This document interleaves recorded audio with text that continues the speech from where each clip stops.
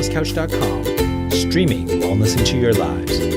You're listening to A Quirky Journey, the Healthy Family Podcast with your hosts Joe Whitten and Fuad Kassab.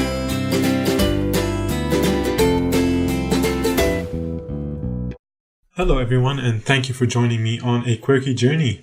Today I'm podcasting without my best friend and co-host Joe Whitten, as she has had to undergo surgery and is now taking it slow in order to recover and to come back to us better than ever. Today's guest is the most famous farmer in the world, Joel Salatin from Polyface Farms in Virginia, USA. Joel is considered a revolutionary in the agricultural world, as he brings attention to the ability of animals to regenerate damaged land. Joel's focus is on using nature to heal nature, and his farming practices produce large yields of food, which, yes, surprisingly has a net positive gain for the ecology. This completely obliterates the commonly held view that farming, and in particular animal farming, is damaging for the environment. He is the author of 13 books, including Folks, This Ain't Normal. Check him out. Google Polyface Farms or check out the links in the show notes. Joel is a personal hero of mine, and I was quite nervous to interview him, but the interview was absolutely incredible. One of my favorite interviews of all time, and I really hope you listen to it to the end. Joel is a deeply intellectual, deeply spiritual human being, and he is a beacon for light and sanity in this world that we are all trying to heal. We'll move on to the show now with Joel Salatin, and thank you for listening.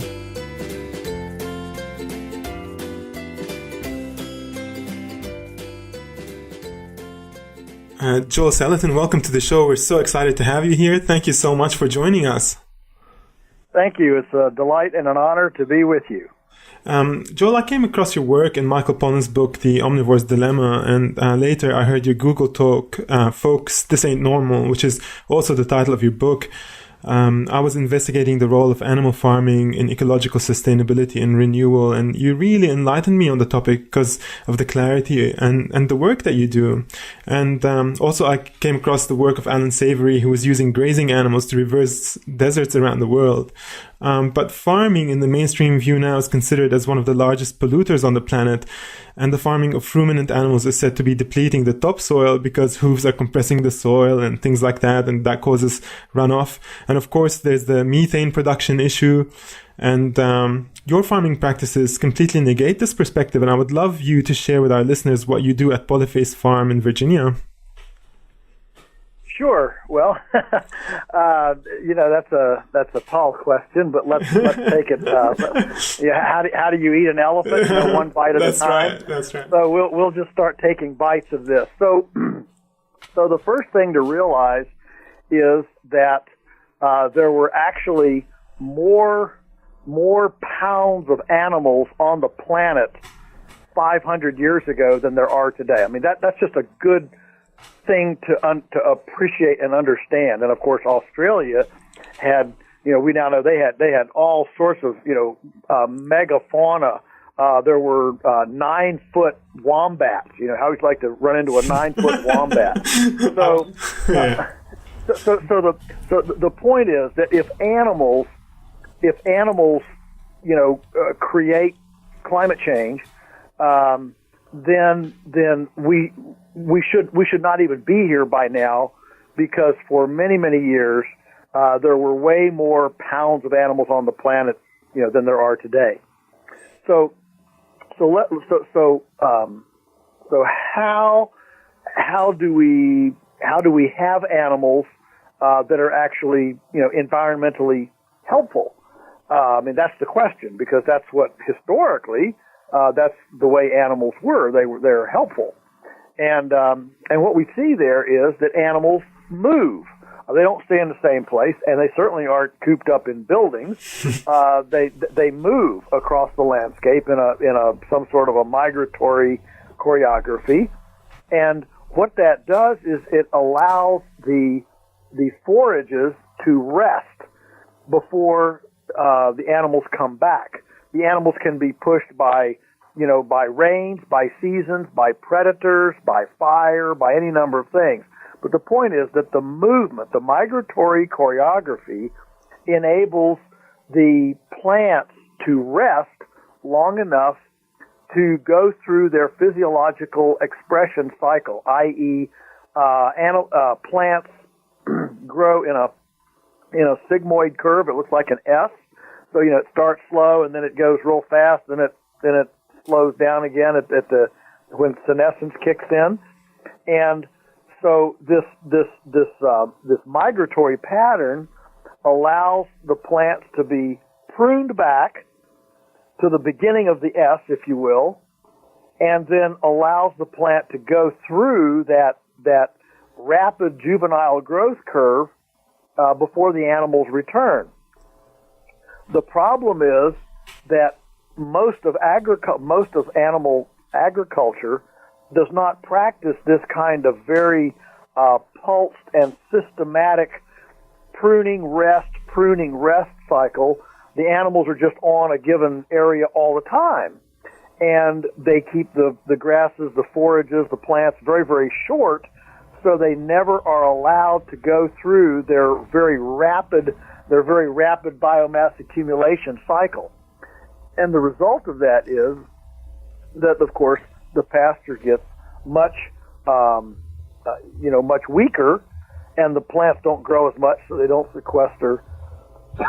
They don't sequester as much solar energy into carbon, into biomass, and the organic matter goes down, and the methanotrophic bacteria that should be living under healthy vegetation are not healthy to control all the different decomposition gases, whether they're decaying organic matter, decaying from digestion in an animal, or whatever it may be.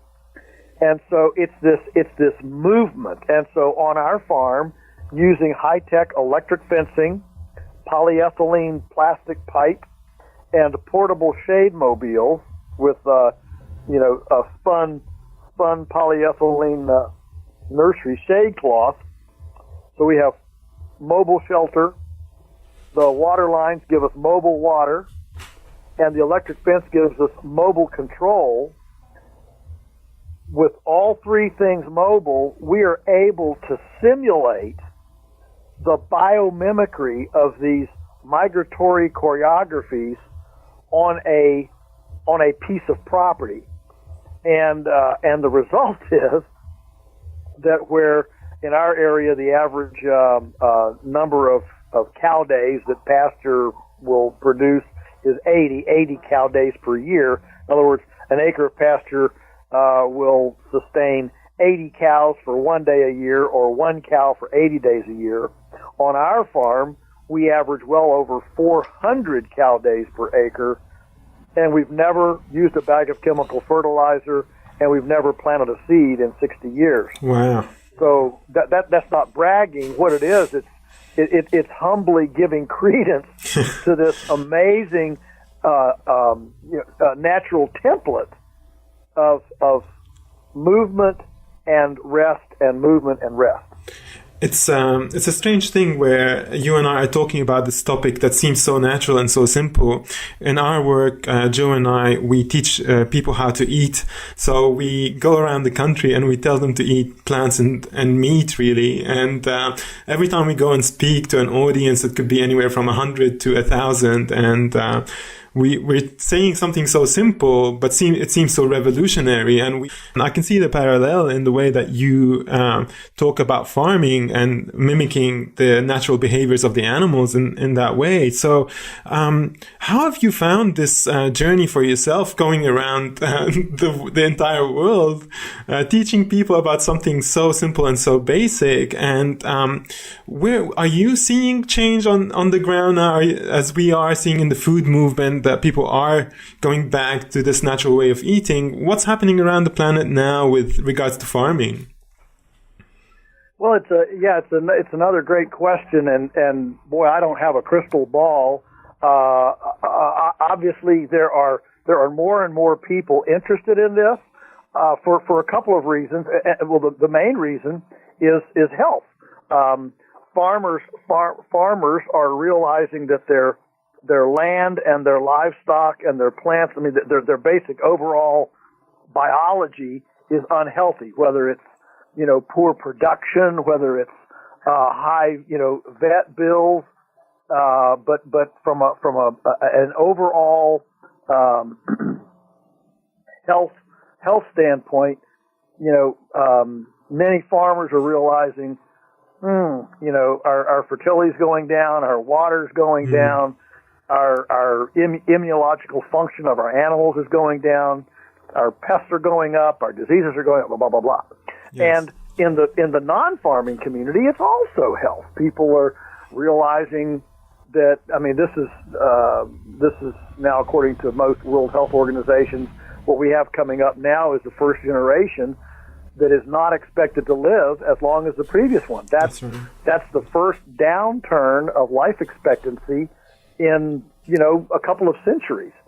And that's that should be a red flag. And we're seeing more and more, childhood leukemia. We're seeing, diabetes. We're seeing all sorts of chronic debilitating diseases in the population. So when people don't feel good, they try everything that the medical, the medical orthodoxy throws at them, and they still don't really get relief. And they begin looking elsewhere. That's the same thing that's happening with farmers. They go to the agriculture orthodoxy, and they finally get tired of trying things that don't really work, that don't really solve their problems. And so this is all, this interest in a different approach in both, groups of people is, I think, being pushed by a frustration, an increasing frustration of an orthodox kind of thinking that doesn't work on many, many fronts.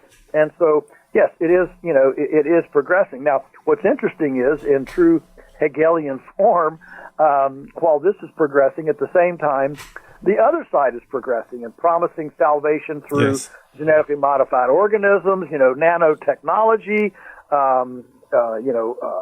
soilless, hydroponics, basically intravenous, plant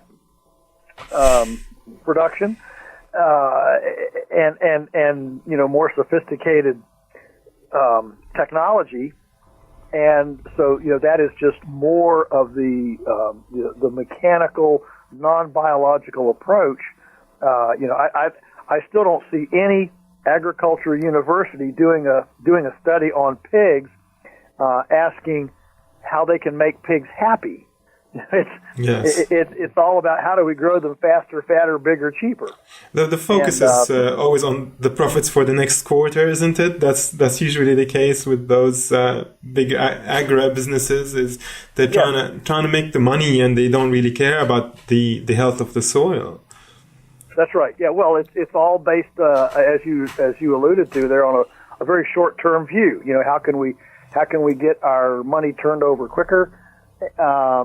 And if it depletes the soil, if we increase deserts, if we produce food that's not very nutritious, but it's plentiful and fills trucks, those are the kind of short-term goals that the current industrial system promotes, and it works for a while. It gives a semblance of functionality for a little while. Nature is amazingly forgiving, fortunately, but in time, nature bats last, and nature's balance sheet will ultimately catch up, and that's what we're seeing. And one of the reasons I love, I've been to Australia 10 times. I'm coming back in April. Fantastic. And I think a lot of Australians don't appreciate how many really big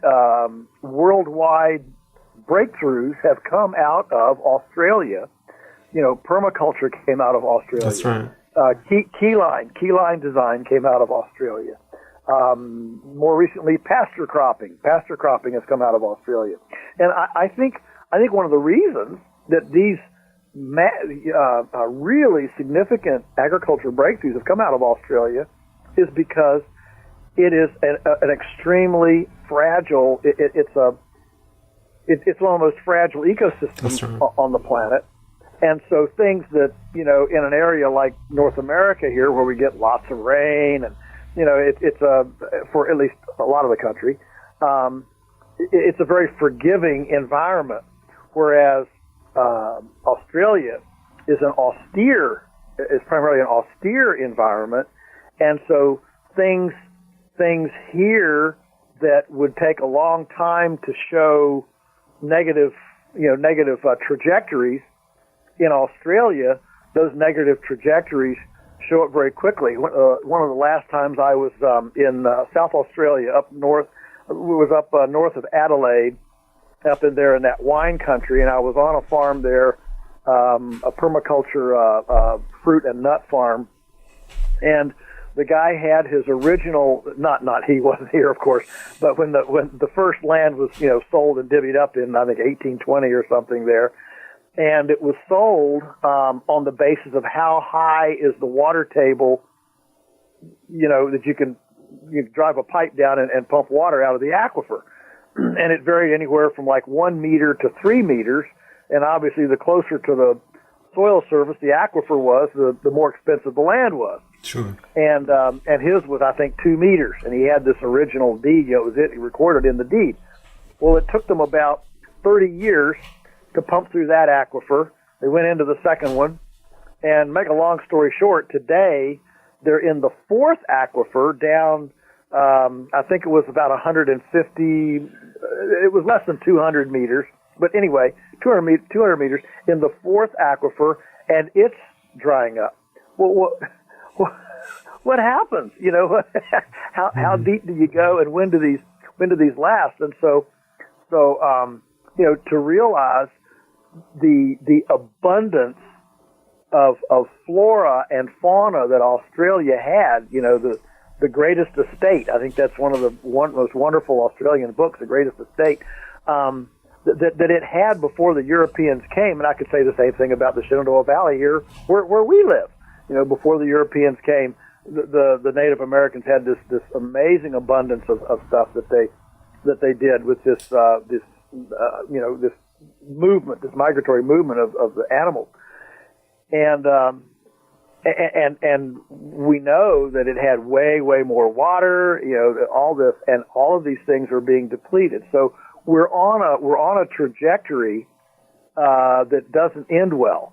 The Chinese have a saying that says, if you keep going the way you're going, you're going to end up where you're headed. Absolutely right. And you're so right about Australia in terms of its fragility, because our topsoil isn't really deep. So very quickly we'll start seeing the soil eroding if we don't look after it. And this is one of the aspects that you bring here to this whole picture, is this idea that not only can the soil be sustainable, but added to, the soil can be built using things like implementing the correct ways of having the animals move around the land. So what have you seen change in Polyface over the years by having the animals on the land? Has the soil degraded, or has it gone up? And what does it look like compared to, say, conventional farming methods? Yeah, well, that's what makes me jump out of bed every morning.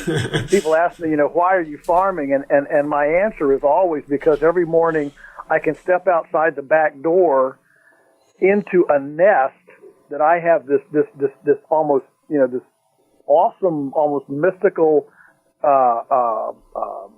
privilege of being able to participate in the healing of this nest, in the development of the abundance of this nest. It's not a place of scarcity, it's a place of abundance. So on our place, when we came, of course, it had been, our house was built in 1790, so this is old country here, and it had been, plowed in grains and stuff for almost 200 years before we came in 1961, and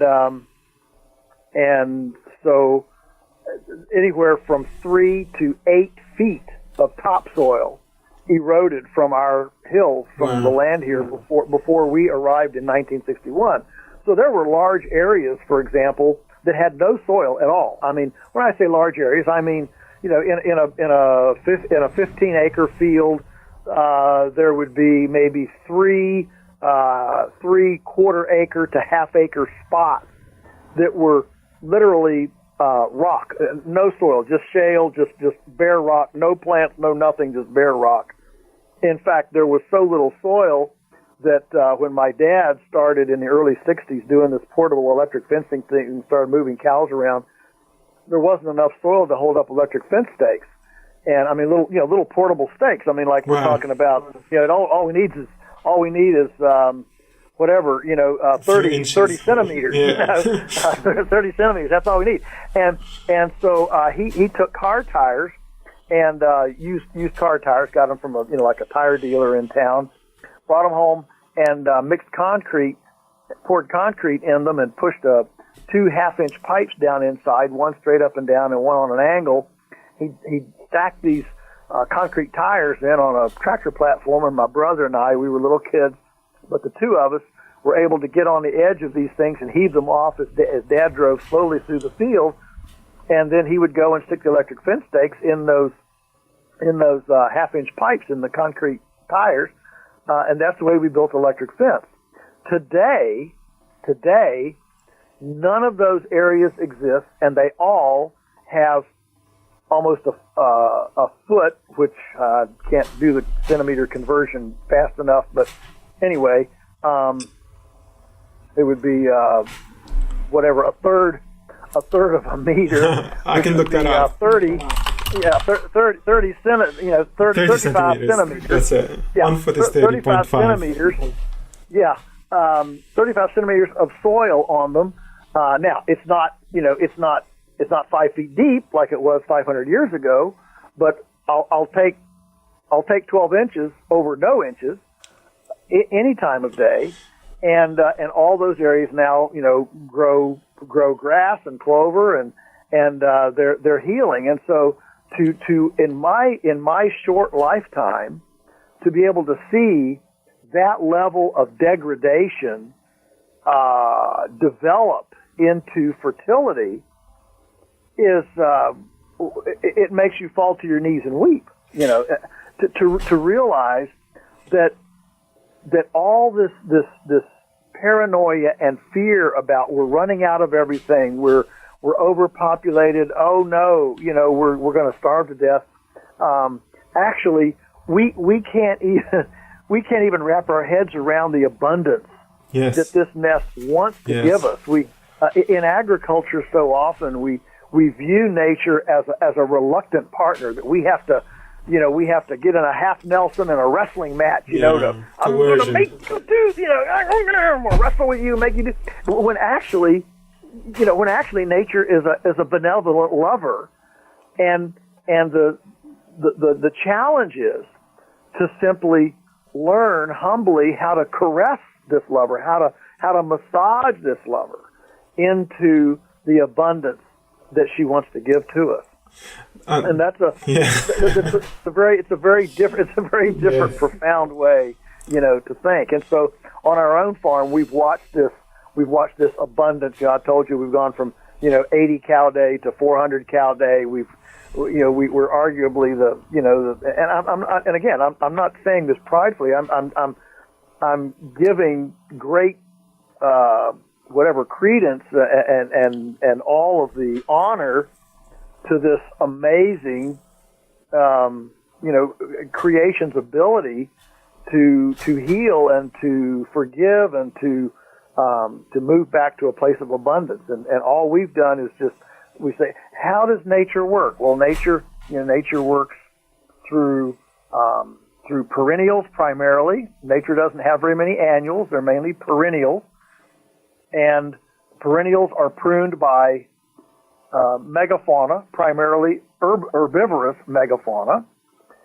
That megafauna moves, so you get perennials, megafauna, and movement, and you start building this template of biomimicry that then, guess what? It works. Yes. And it's evident in the way that the soil is rebuilding, but it kind of defies belief that an area that had nothing but rock on it can now have 30 centimeters of soil. Can you explain to our listeners, where did that soil come from? Like, how did it actually accumulate there? And what was it about your practices that built that soil on rock? Oh, well, that's one of the most remarkable things about this. I told you that these areas were like saucers in the field, and so I want you to imagine that they were like if you ever skinned your hand, and you have this round scab, round sore on your hand. And how does it heal? It heals from the outside in. It doesn't heal from the inside out. It heals from the out. You start seeing this little ridge around the edge, and every day you see that little new skin, and it goes in, and finally you've got this little itty bitty piece left, and it starts to itch like crazy. And you probably scratch it off, and guess what? You've got new skin under there, and you're good to go. That's exactly the way these rock areas healed on our farm.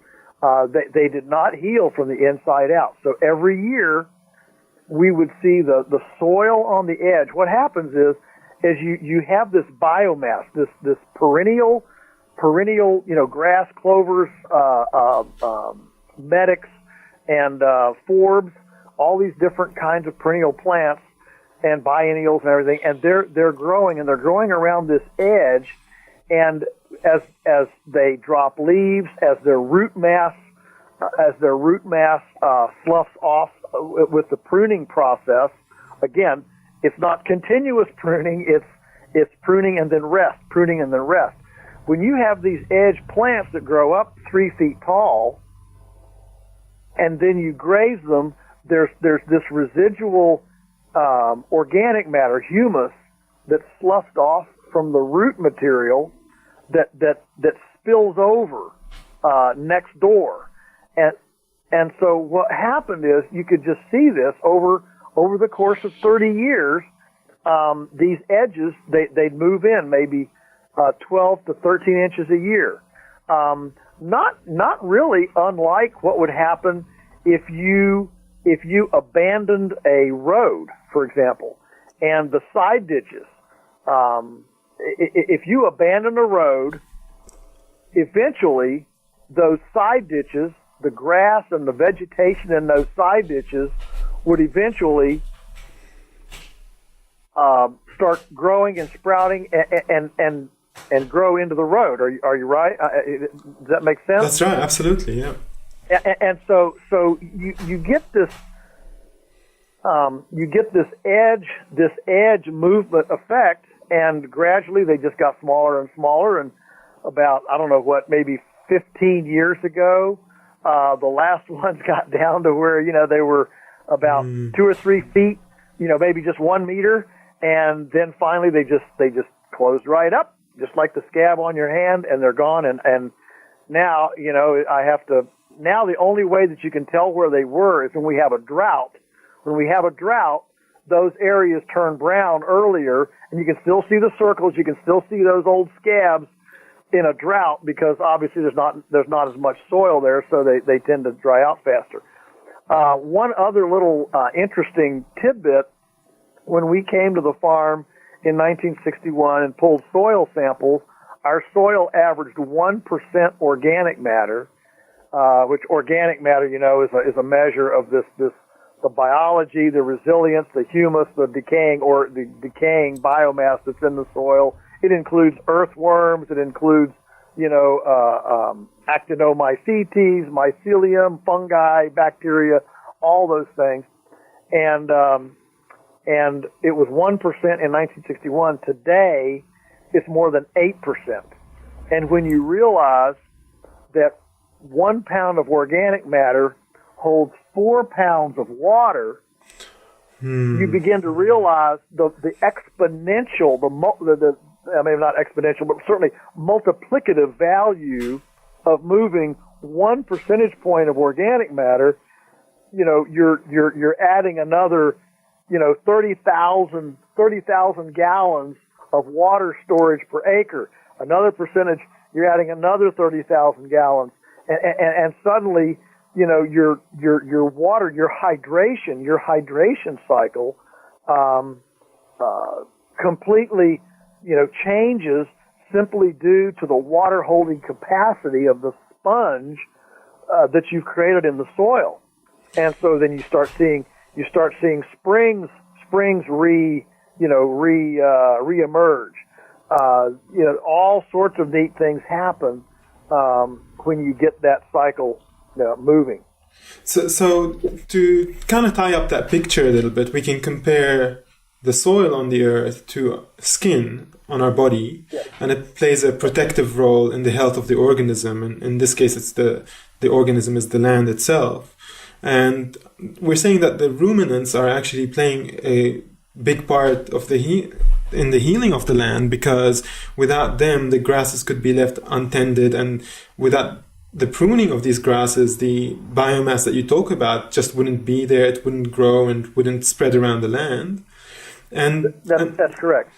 And then there's the added factor that you just spoke about, this aliveness of the soil, and it's quite often not really thought about, like the fact that the soil is a living organism itself, and the healthier the organisms within the soil are, the healthier the soil becomes, and then it can, for instance, form these streams that will attract birds and other wildlife and create biodiversity and this whole thing starts from the fact that you actually introduced grazing animals into the land rather than just let it rest without these grazing animals. Is that fair to say? Yes. In fact, the grazing animal actually secretes saliva that acts as a stimulant to the grass, as a salve, as an emollient, if you will. Wow. That's why grazed grass always responds and grows back much quicker than mowed grass, because the mowed grass doesn't have all of these microbial salivas that are coming out of that pruning animal. See, the problem is that if you don't prune the biomass, think about it like an orchard or a vineyard. If a viticulturalist or an orchardist did not prune the apple trees or the grapevines, we would consider that orchardist or viticulturalist negligent or lazy, or yes. We would consider him or her not a very good steward of their plants. And the same thing is true with the grasses, with the grasses. They go through this same cycle as the orchard trees or the vineyard, and the pruning restarts. It restarts their rapid growth. Otherwise, they just go into senescence. I call, if you envision the S again, just for fun, I always call the bottom of the S, diaper stage. Yes. They start kind of slow, and are they ever going to be out of diapers, right? and then that middle, that fast growth stage, I call the teenage years, and then as it rounds out the top, I call that nursing home grass. Okay, and so what we want is to maintain the biomass in that very rapid teenage juvenile stage as much as possible. And that is why the planet is full of herbivores, from elephants to zebras to reindeer to moose to kangaroos to alpacas and llamas. I mean, you can go around the planet. Why do we have all these herbivores? They are the pruners of this biomass to keep this photosynthetic, this vegetative photosynthetic cycle going, to convert all of this solar energy into decomposable biomass. Well, you say, why do we need grass? Why don't we just use trees? Let's just use trees. Well, trees are a help, but trees are not nearly as efficient as grasses, because grasses have a much faster metabolic capacity. So, imagine two people, one, is prone to weight gain, and one is one of these, skinny guys that can just eat and eat and eat, and they never can gain any weight. Well, that's what grass is like. Grass is like that skinny guy that has this real rapid metabolism. It grows fast, and it dies fast. It grows fast, it dies fast. Whereas a tree is like the more, husky fella that has a much slower metabolism. It might be stronger, and it might win the arm wrestling contest, but it's a much slower metabolism.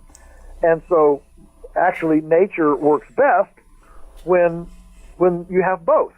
And so that whole, kind of savanna silvopasture concept is actually very beneficial because trees like fungi and grass likes bacteria. Yes. And the soil actually has a symbiotic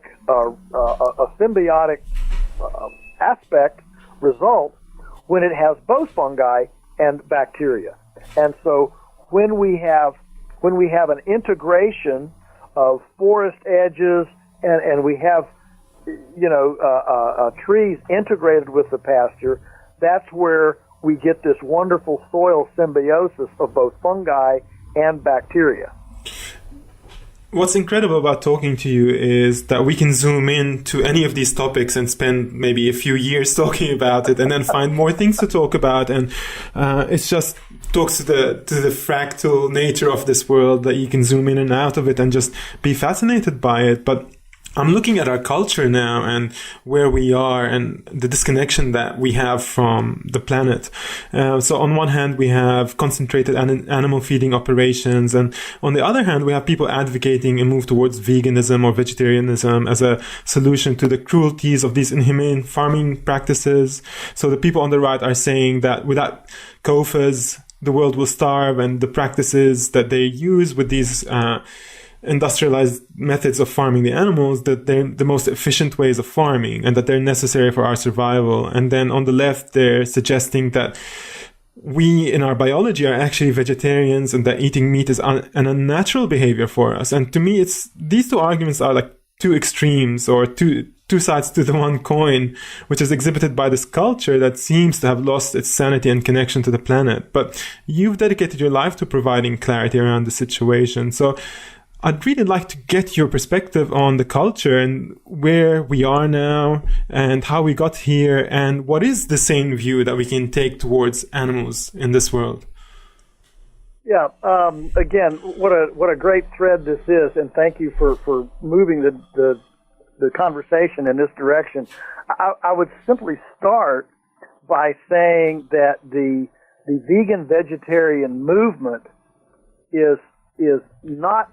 Yes, it does have a moral dimension, but generally the moral dimension is is a backlash against the kind of systems that we do to raise domestic livestock.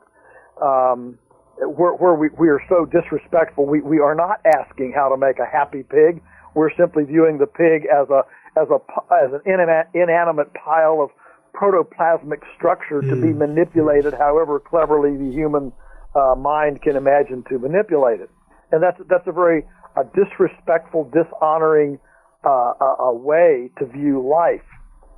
And so the backlash, as that pendulum has swung toward the CAFO and the mechanical view of life, you have this backlash of and I'm not going to eat any meat at all. We shouldn't eat any animals, and the way they're raised, they are hard on the planet. And see, I agree with all of that, but the answer is not to extricate animals from your life or meat from your diet. The answer is to find the animal, the meat, the plant, the egg, the chicken, the whatever, to find what is actually ecologically enhancing. That's the one to find. And so the move toward to an animalless diet, an animalless system, does not indicate a new evolution into some new awareness, a nirvana of awareness and morality. It actually indicates a devolution into a profound disconnection with the cycles of life, which involves death. And whether it's just take a compost pile. I don't know any vegan that would be opposed to having a compost pile. And yet the whole essence, the foundation of a compost pile is that things are eating and being eaten. One of the most profound principles of life is that in order for there to be life, something has to die. Something has to make a sacrifice in order for life to exist. And that happens in a compost pile. It happens, I mean, goodness, I say, if you don't believe everything's eating and being eaten, go lie naked in your flower bed for 3 days and see what gets eaten. It will arrest your senses. All right, and so there's nothing wrong with death, with the whole life, death, decomposition, regeneration, life, death, decomposition, regeneration. Imagine that as a big circle. Life at the top, then death, then decomposition, then regeneration, and just imagine that circle going. That is one of the most foundational ecological building blocks that you can imagine. And so the question is, how do we make the life sacred? How do we make the life and the subsequent death, how do we make that a sacred thing, a noble thing? And how we do it is by respecting the life during the life, so that sacrifice, whether it's the death of a carrot, which we know is a sentient thing, or the death of a cow, which of course is a sentient thing. The fact is that nature is pulsing with sentience. I mean, trees are responding to pheromones, plant cells, the phenoxyls, that are emitting. I mean, the fact that in the Serengeti, the trees emit a pheromone that when the giraffe eats the leaves, the pheromone moves on the wind to make for the trees downwind to become bitter, so that the giraffe won't want to eat them as much. If that's not sentience, I don't know what is. And so the fact is that nature, that life around us, is pulsing and throbbing with sentience, with understanding, with response spontaneity to management and to stimuli and to things. And part of our awareness, I think, as humans, part of our responsibility, because we can be so destructive or so redemptive, either way, is to live with a very close, almost meditative appreciation of this pulsing sentience that's around us. I'd simply use a simple little story. When I'm speaking to a group, I say, does anybody here think that the stock market is more important than the health of actinomycetes, mycorrhizae, and earthworms? Anybody? Well, nobody raises their hands. They all know that life is more important than the stock market. Yes.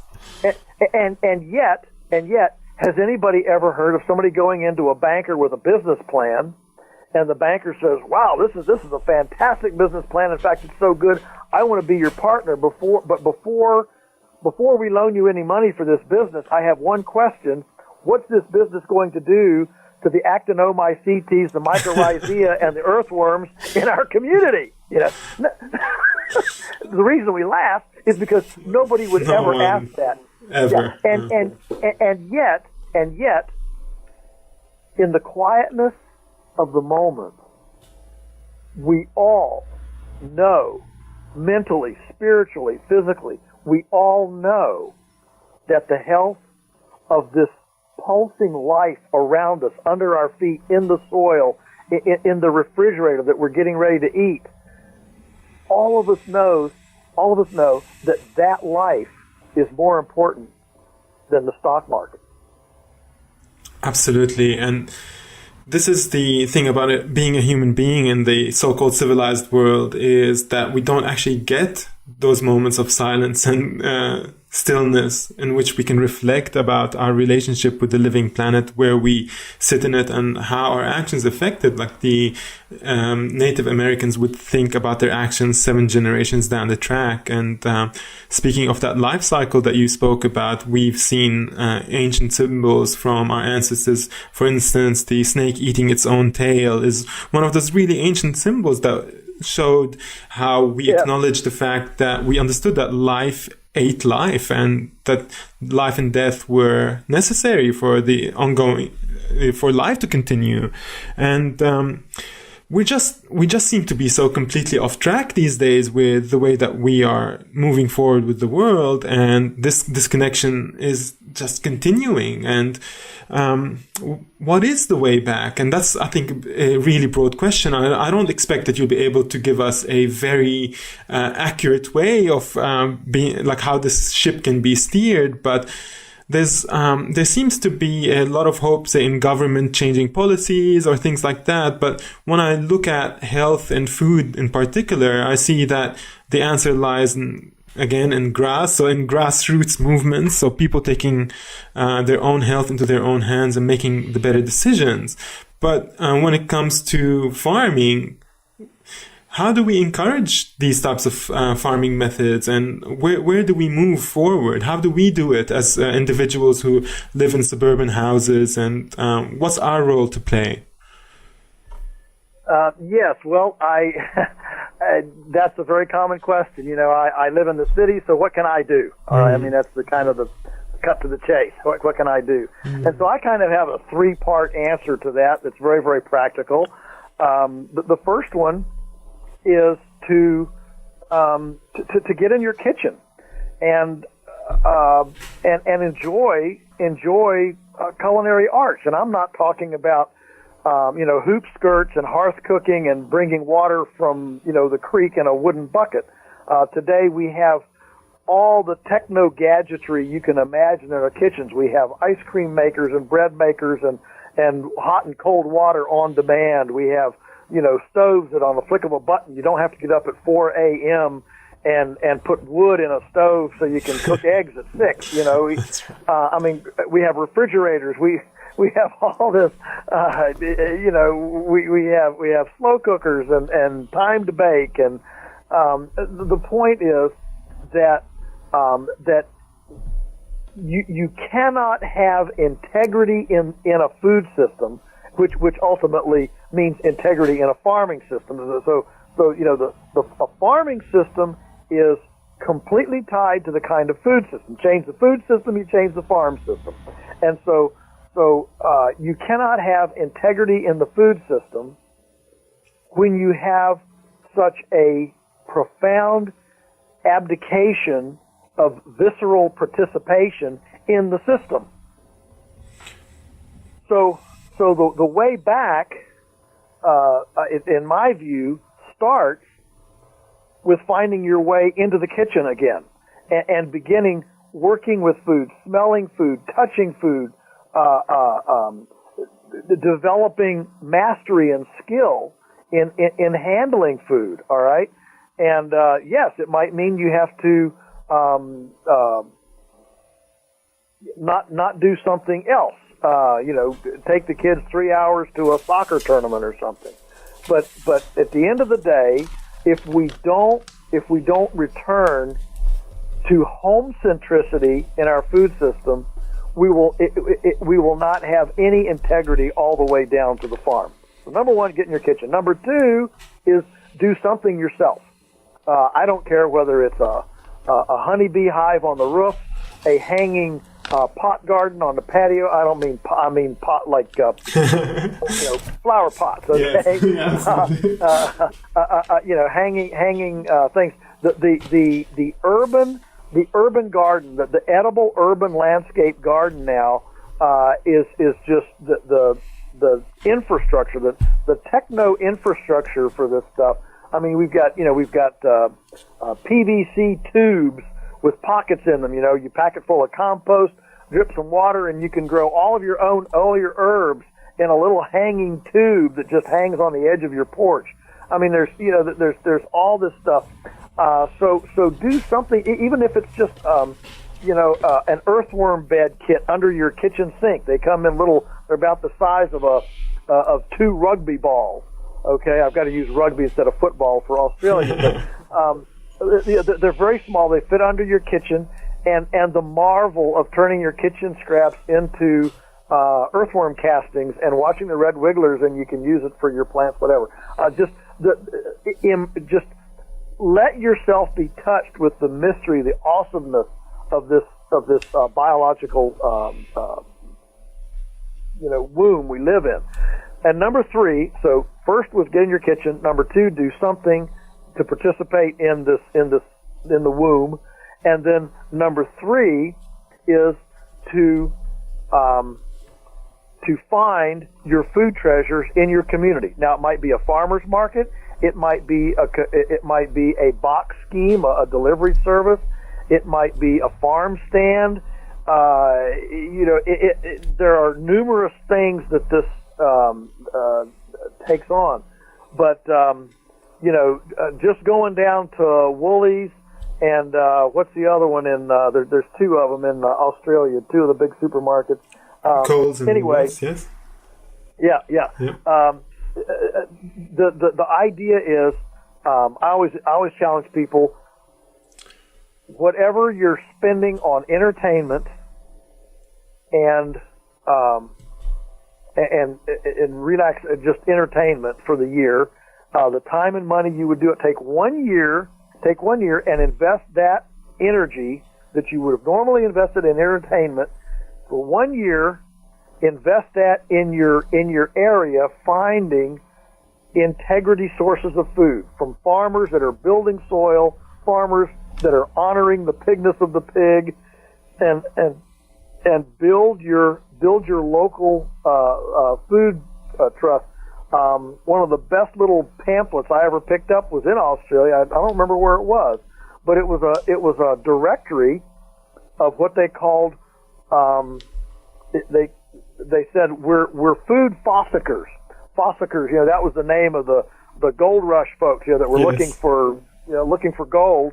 And I'd never heard the word before. We don't use the word here in America, but when it was explained to me, I thought, what a wonderful word. So I've now used it in America to introduce people to the Australian idea of food treasure. The whole idea of food treasure. Find your food treasure. Become a food fossicker in your area. And the nice thing is today we have so many options. There's so much of this. So the fact is, where we are right now, whatever your disapproval is, name the issue, name the food issue, the farming issue, the environmental issue that you don't like, whatever it is a manifestation of the decisions, the values, and the priorities that we have had for however many years leading up to today. What our landscape and what our food system, our foodscape will look like for our grandchildren will be, again, a physical manifestation of the values, decisions, and priorities that we have between now and then. I wish that I could snap my fingers and nobody would have to do anything differently and all the trajectories would change. But we all know if we want a different outcome, we have to do a different procedure. What the definition of insanity is doing the same thing and hoping for a different result. Absolutely. And so if we want a different result, we have to start doing something differently. And so these 3 action steps, get in your kitchen, do something for yourself, and find your food treasures in your community. Those 3 things are actionable steps that anybody can do. You can start at 0 and do 1. Don't bite off more than you can chew. Take it in little baby steps. But as you develop skill and start immersing yourself in a different trajectory, you will gradually begin to write a different story for our grandchildren. And isn't that something worth doing? Absolutely. And it's a very different way of dealing with things rather than just doing it for yourself, just considering the future generations. And that will give you that view of sustainability and improving the health of the planet that we're destroying so much. Hey, Joel, I didn't ask you before the podcast how much time you have. So how are we doing for time? I'm okay. Okay, fantastic. So I'm really enjoying this chat, and there's so much I want to talk to you about because you have such a holistic view of this. You live it, so it's not just a scientific view, but it's also seems to be a spiritual part of your life as well. And there's so much I want to cover. One thing that I remember hearing you talk about, I think it was in the talk you did at Google, was. And it ties into that thing that you mentioned earlier about the entertainment budget. But I really loved the way that you put it because it was so strong and it just really clarified to people, where they can make changes in their life. When someone asked you about affordability of eating locally and from your farmers markets, can you talk a little bit about that and just how people can afford these things that seem to be more expensive than, say, TV dinners or microwave meals? Sure. Well, the best way to bring affordability is to buy unprocessed.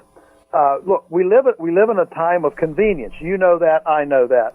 Our biggest struggle as a farm that direct markets to directly to consumers is this tension of wanting integrity food, but wanting it to be convenient.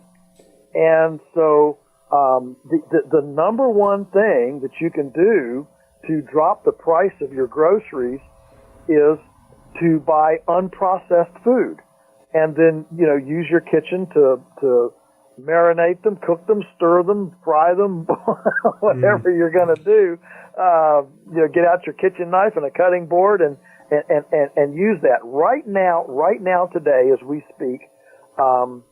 Here at Polyface Farms in Virginia, we have, we think it's the best chicken in the world, grass pastured chicken. Our whole chicken, if you buy a whole chicken from us, it is less per pound than a boneless, skinless breast at Right. Walmart or at the supermarket from the industry. And so that boneless, skinless breast, you're paying for the convenience of somebody else did all the work and all the skinning and all the boning and all that stuff, and you're just getting one little type of muscle, one little tiny type of product. Whereas you get a whole chicken, you get brown meat, white meat, you get thighs, you get drumsticks, you get broth, you get all this cool stuff, and it's cheaper. Our chicken, world class, Michelin rated, served in the best restaurants in the world, is cheaper per pound than an industrial, conventional supermarket boneless, skinless breast. That's what I'm talking about. And so if you take all of those convenience, the heat and eat meals, the microwavables, the canned, the frozen, frozen pizzas, all those different convenience things, you will find that they are extremely expensive, even at the industrial level. I have a friend who routinely takes a candy bar to farmer's market with him. He sells lamb at the farmer's market, and when people complain about his, whatever it is, $15 a pound for his lamb, he just reaches in his pocket and pulls out that candy bar and says, "This is $22 a pound." Wow, that's absolutely right. So, yes. Yeah. So that's the first point. Buy it unprocessed. The second thing is that we have come to this point where we expect cheap food, and we buy expensive entertainment, we buy expensive clothes, we buy expensive cars, but somehow we're supposed to get really integrity food very, very cheaply. And I'm a big believer in you get what you pay for. And so if you want integrity, nutrient dense food, you pay for it, but you actually get a lot more. For example, let's take beef, for example, where they use so many times they use ionophore, basically an ionophore implant. Well, that doesn't increase nutrition. It simply makes the cells swell and take on water. Wow. So what you're paying for in the supermarket, you're paying for water volume. You're not actually paying for nutrition. You're paying for weight, but it's not actually nutrition. And the same is true, for example, in hydroponic vegetables. For example, there's what is it? There's 30%, or maybe 50%. There's way more water in a hydroponic tomato than a tomato grown in the soil. And so when you buy that hydroponic tomato, you're buying a lot of water rather than actual nutrition. And so there's that aspect as well. And then, are there things that we're spending money on that we don't need to? I suggest that, tobacco, maybe we don't need as much alcohol. Do you really need, People magazine with Kardashians on the cover, or whatever is popular there in Australia? They're popular here too. They're popular there too. They've painted the world with their their dysfunctionality. Absolutely. But think of all the things that we spend money on, from holiday to whatever. And I'm not saying you never take a holiday, but what I am suggesting is, if we're really serious about the planet, about our health, about nutrition, about animal welfare, if we're really serious about it, we can probably do with, all we have to do is take a 10-day holiday instead of a 12-day holiday, and those 2 days will pay for all the extra price of food for an entire year. Is that worth doing to change, to alter the trajectory to where we're building soil, hydrating the landscape, putting the carbon in the soil, pulling the carbon out of the atmosphere, respecting the animals, creating a moral dimension for our ethical framework for how we live as a culture? I mean, is it worth that? And I would suggest, yes, it is worth that. In America, 40 years ago, we spent on per capita, average per capita was 18% of per capita income was spent on food, and 9% was spent on health care. Today, we spend 9% on food and 18% on health care. Is it possible that those two numbers have a cause and effect relationship? I would suggest that it probably is.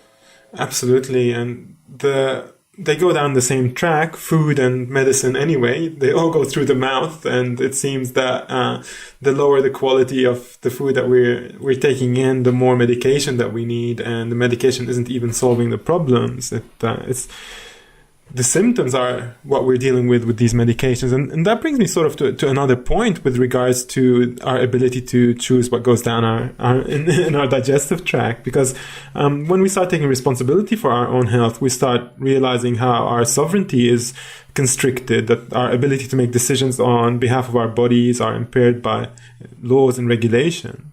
And what role does freedom and sovereignty have around food and farming?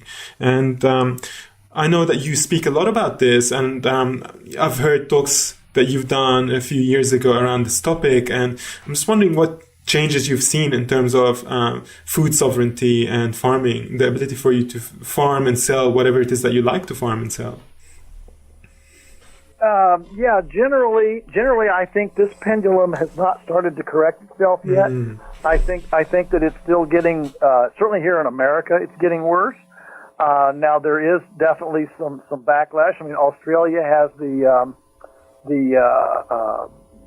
Legal Defense Fund there in Australia now to help farmers that are being harassed by regulations. And in America, we have the Farm to Consumer Legal Defense Fund.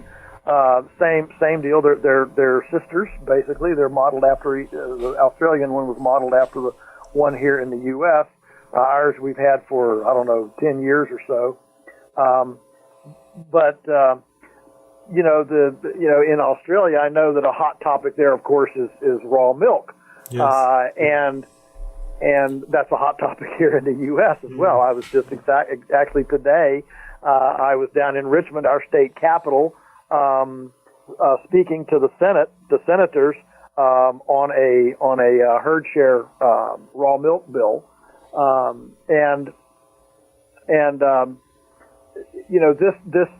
This idea that one of the most intimate freedoms, or basic, I would say, fundamental freedoms that we can enjoy as humans is the ability to choose the fuel for our internal microbiome.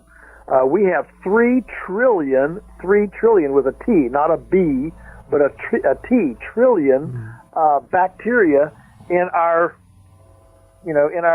inside. Digestive tracts and mouths. Yes. Yep.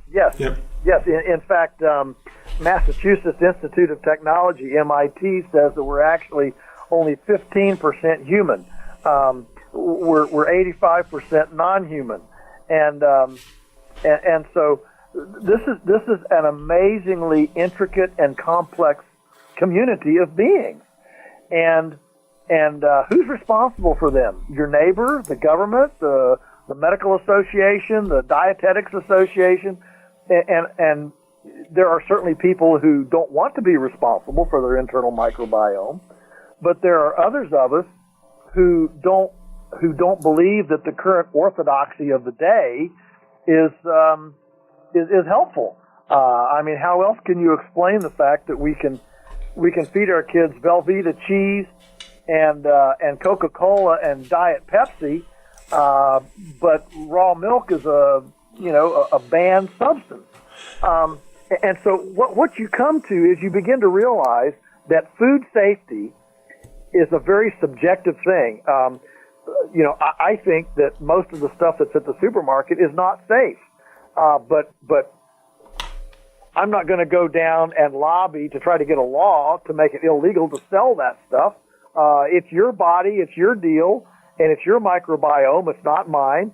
And if you want to kill it, we'll kill it. But leave me alone and let me make those choices for my microbiome. And if I want to feed my microbiome compost-grown tomatoes and raw milk and backyard slaughtered chickens and homemade charcuterie and pepperoni, that ought to be my prerogative. It's getting worse here for us, Joel, because not only is it there with the food, like recently there's a call in the government to stop access for natural remedies. So for instance, they're saying that herbalists shouldn't be able to prescribe traditional remedies, say like white willow bark or something like that, because they don't have any scientific evidence that they work. These are things that we've been using for thousands of years. And it seems that once we've allowed the government to make a choice for us about what we can and can't put in our mouth, that it's going to go down this slippery slope and our personal freedoms are going to be endangered around this topic. And it's just a scary thing for me to think that I won't be able to go and buy a herb that is super important for my health. And instead, I'm going to have to buy this isolated medicine that's going to do more damage to my body than good as well, which is just a scary way that the world's heading. Well, yeah, it sure is. And if I may push that envelope just a little bit farther, in case you have some listeners that are, that think that the government is the best arbiter of decisions. Let me just say that we live in a day of choice. I mean, we can now choose what sex we want to be. We can choose whether what kind of marriage we want. We can choose what kind of education we want. In most open societies, we can choose the vocation we want to pursue. We can choose how many children to have. We live in a time of unprecedented choice, and yet we see in the food and wellness sphere, we see this choice being stigmatized or marginalized or even demonized and criminalized, all because choice is a very subjective thing. Why does why do two people fall in love? Why do you pick the vocation you pick? Why do you like the movies you like, or read the books that you like, or like the entertainment or the sports that you like, or the literature that you like? These are all very, very subjective things, and in fact, how our body responds. I mean, one person really does very well on a heavy meat diet. Another body type or blood type doesn't do very well with very heavy meat, just occasional meat and mainly, vegetables. Another one really thrives on fruit. Another one thrives on gluten, and another one gets allergic to gluten. And these are all extremely nuanced. And so as consenting adults, as voluntary consenting adults, look, if I can't own my own body, then what can I own? To say that I can't even make the choice to feed my own body the fuel that I think it needs to have to be energetic enough to speak or to write or to run or to recreate. What is the benefit of a society bestowing the freedom to do those kinds of things if we don't have the freedom to choose what to eat or ingest or medicate ourselves with, so that we are well enough to go enjoy running or playing or talking or singing or any of those kinds of other freedoms that we generally enjoy, and so that basic choice is the ultimate to determining to where you and I are able to become stewards of our own internal biological community, our own life. And that's so fundamental to the human existence and to human to responsibility, to accountability, that to take away that right and say, no, you don't have the right to choose how to treat yourself, how to feed yourself. That is a profound, I would suggest it's a profound tyranny that sucks the human affirmation ability of our own Tomness, Maryness, Yes. that sucks that away and simply makes us automatons of some state-run orthodoxy. And I can assure you that the state-run orthodoxy has a pretty terrible track record on its own. I can use our own country. We, for decades, the orthodoxy was to substitute butter and margarine with hydrogenated vegetable oil. Yes. And that was the orthodoxy. And now suddenly it's fallen out of favor. We had about a 7-year run with antimicrobial soap, and now it's basically been outlawed because we realized that antimicrobial soap so sterilizes your skin that it opens it up for infection. Well, amazing. And so what we find is that the orthodoxy now, it's genetically modified organisms, and now we're moving into, nanotechnology, and we're supposed to all just say, yes, I would love to have nanotechnology capsules running through my veins and arteries. That would just be wonderful. But see, this is the orthodoxy. That's right. And so I'll close with this. I would suggest this. I think that the way a culture views its what I'll call its innovative lunatic fringe, because the unorthodox by definition are unorthodox, and they're the lunatics, they're the weirdos, they're the this edge periphery, okay, but that's where innovation comes from. That's where trials and new ideas germinate, is out here on this edge, this lunatic fringe. And so a society that views the lunatic fringe as an enemy, as a threat to the functionality of a culture, is shutting down diversity, innovation, and experimentation of new ideas, and shutting itself off from the cures, from the real solutions of today's problems. And what separates a tyranny from a liberty-based culture is how the majority, the orthodoxy, how it views, how open it is to allowing a lunatic fringe to percolate and to be a healthy fringe on its society. I've heard it said that a society that views its lunatic fringe fearfully is a society that is in decline. Virile, vibrant, strong societies. Cares about those weirdos over there? Let them go drink their raw milk. Let them go, eat their herbs and, smoke their incense, whatever. That doesn't hurt anybody. That's fine.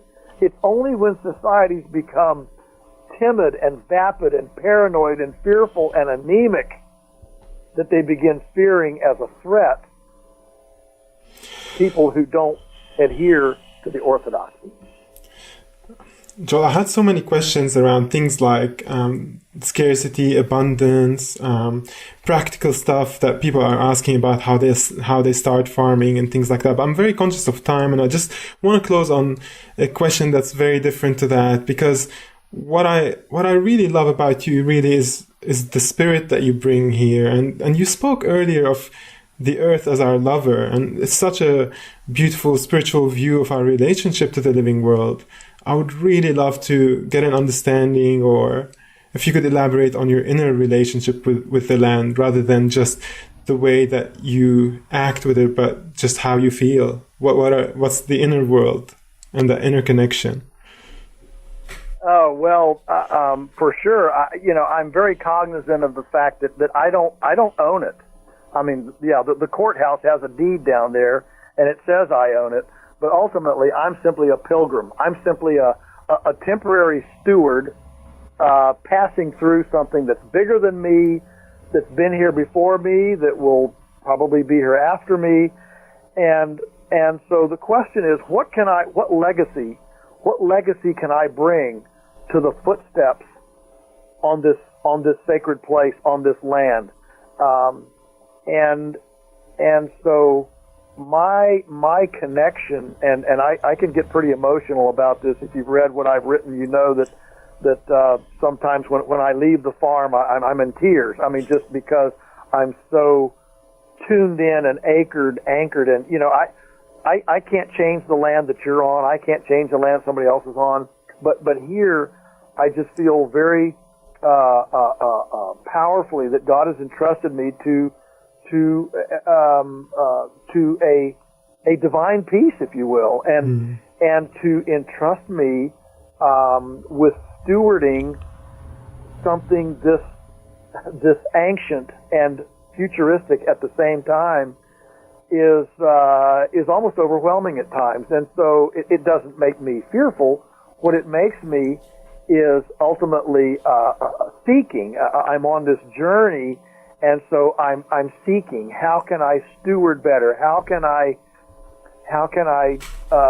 treat the land better? How can I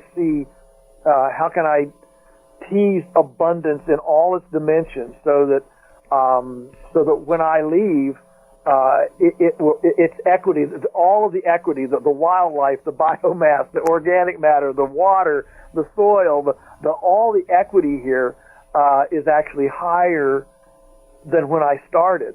That is a wonderful way, I think, to view this womb that surrounds us. And if we view it in that respect, we almost develop a childlike, a childlike interest in participatory, visceral healing, functionality, and progress. And it's just a wonderful way to view not only a vocation but an avocation. I mean, this is not just what I do; it's what I love. And so being able to combine what I do with what I love with something that has transcendence way beyond me it helps to keep me I think in my right frame of reference to not get too uppity. and that's a good thing too. Joel, you're the author of what I've counted to be 13 books. Is that the right count so far? Yeah, that's correct. And can you tell people where to find you and maybe what's the good book to start if they want to get started in the garden? Well, probably the broadest title would be "Folks, This Ain't Normal." You alluded to that at the top. That's also available on audiobook. And that's a broader cultural book, but it ties a lot of things together, I think, to help people appreciate appreciate some of the dots that are out there, and so that's the one I would recommend first, and then for farmers, of course, there's You Can Farm. My latest one is Your Successful Farm Business, and that's kind of the latest what I've found. But yeah, there's a lot of titles there. I mean, my soul, I call it my soul book, is The Sheer Ecstasy of Being a Lunatic Farmer. And that's the one that I recommend. When people say, "Oh, come on, farming is farming. How can it be that much different?" That's the book I recommend, because that one really digs into the soul of how we view this stewardship, what we, our whole value system. And I mean, there's chapters like, crooked fences. I mean, most people, they're always wanting to make straight fences, but the land doesn't lie straight. It lies topographically. And so here at our farm, all of our fences are crooked because the landscape is crooked. And the whole chapter goes into why we want crooked fences and not straight fences. So, I've been called this lunatic farmer, because everything we do is so crazy.